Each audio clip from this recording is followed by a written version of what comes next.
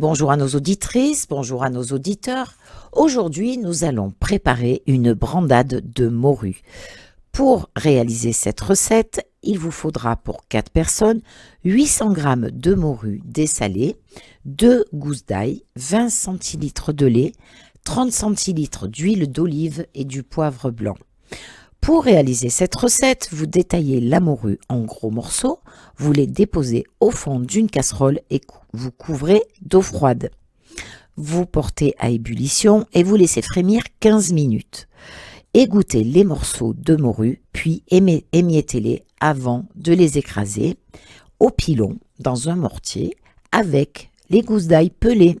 Mettez au fur et à mesure la morue pilée dans une casserole, faites tiédir le lait, allumez le feu au minimum sous la casserole contenant la morue pilée et incorporez progressivement l'huile d'olive et le lait tiède, sans cesser de mélanger à la spatule.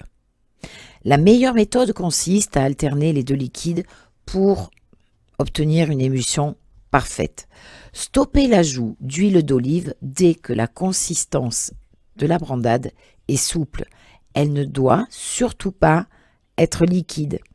Voilà, alors si vous avez envie d'avoir un peu plus d'explications sur la brandade, avec ou sans pommes de terre, les amateurs de brandade se disputent sur un point particulièrement sensible de cette recette.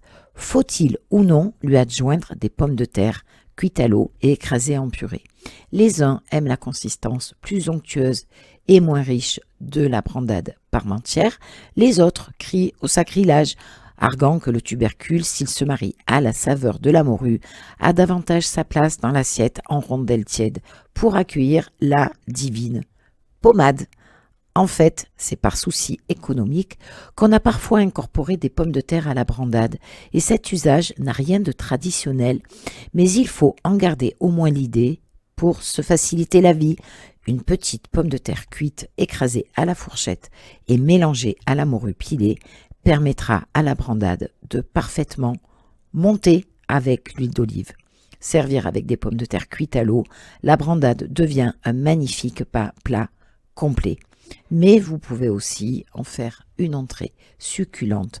Servez-la simplement sur des croûtons tièdes, bien croustillants. Mais là encore, les traditions s'opposent.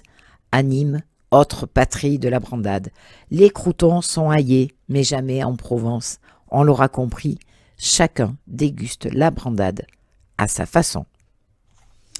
Sur ce, je vous souhaite un très bon appétit. Je vous dis à demain. Ciao!